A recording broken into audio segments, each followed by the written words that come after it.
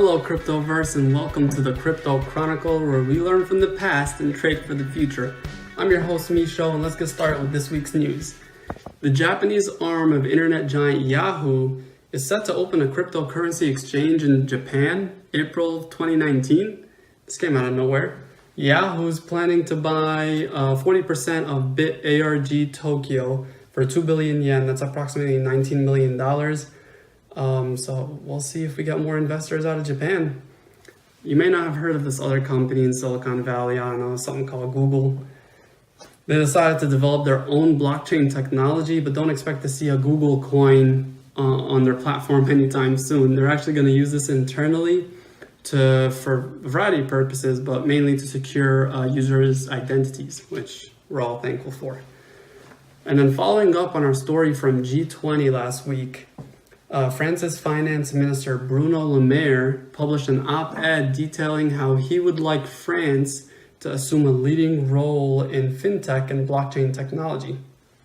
His quote, "France has every interest in becoming the first major financial center to propose an ad hoc legislative framework that will allow companies initiating an ICO to demonstrate their seriousness to potential investors." So we may be seeing ICOs starting up out of France or even moving and relocating to France. Next up, reported by Wired magazine, Monero, the darknet's favorite coin, has been found to be less anonymous and untraceable than previously believed. Monero is designed to mix up any given Monero coin with other payments so that anyone deciphering that blockchain can't link it to a specific identity or previous transaction from the same source. However, a team of researchers from multiple universities, including Princeton, Carnegie Mellon, Boston University, MIT, and University of Illinois Urbana-Champaign, some pretty heavy hitters in here, identified crucial flaws in that mixing that make it possible to actually extract individual transactions. You can hear some loud cries from the dark web right about now.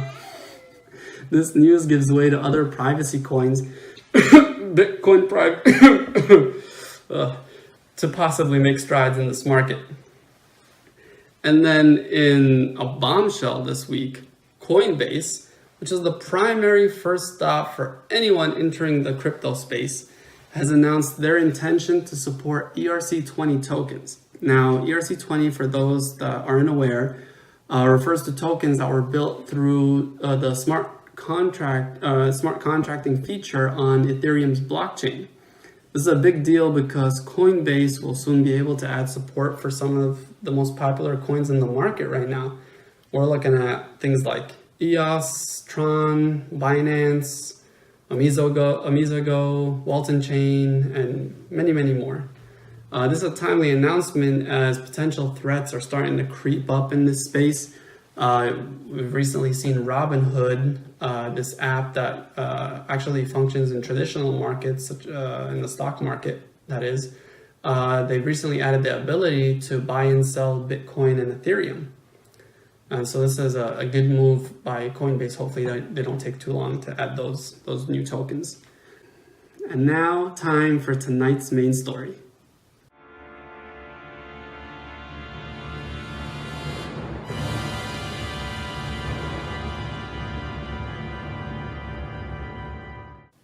For this week, I had intended to delve much deeper into the Coinbase ERC20 story. There's a lot of theories online of which coins they may be adding, people looking into CEOs of different companies and employees and how they connect. But then a story comes along that is just so unbelievable that your jaw just drops to the floor.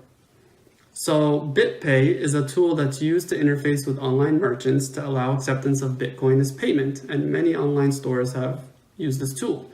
Litepay was supposed to be a similar tool to allow acceptance of Litecoin, and it was announced in mid-February, where they promised the release of the service as well as a Litecoin-funded debit card for release within a month.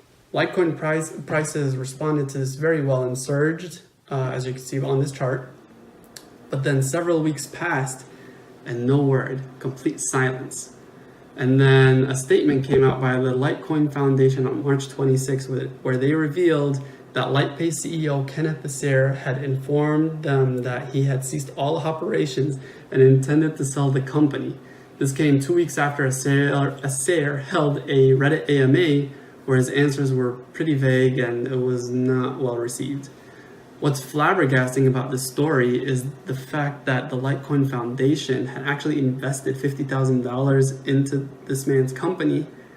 And despite the fact that Asair had actually previously been found to be suspended by the Franchise Tax Board for, end quote, failure to meet tax requirements, such as failure to file a return, pay taxes, penalties, or interest. Ouch.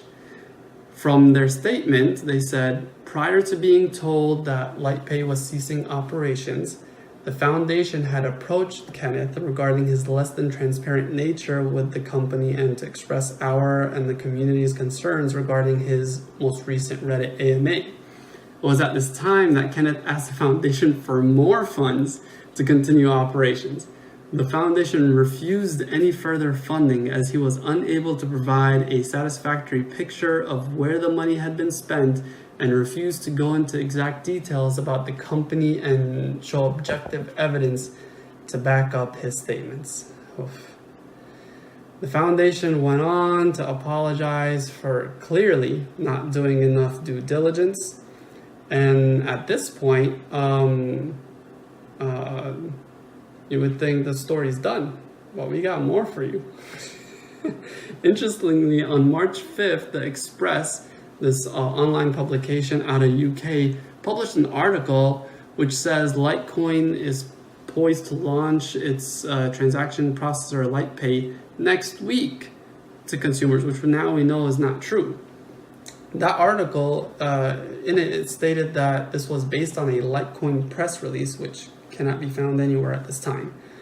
Charlie Lee, the founder of Litecoin, had to respond to all of this news on Twitter, and he said, "We got too excited about something that was too good to be true, and we optimistically overlooked many of the warning signs.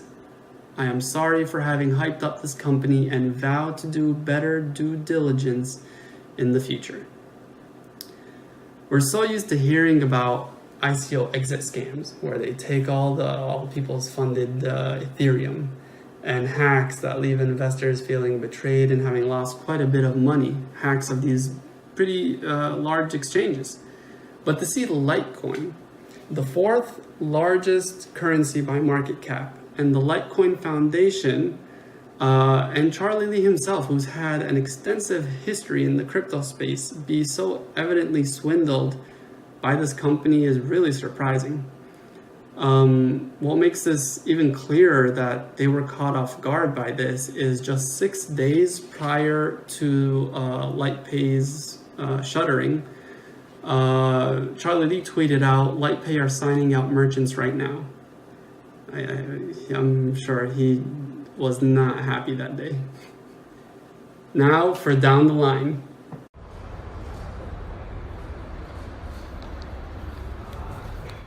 In new listings this week, Binance has added Syscoin, Qlink, and WePower. WePower is of interest because it had a lot of hype early this year, so it'll be interesting to follow how the market responds this week and the following weeks to come.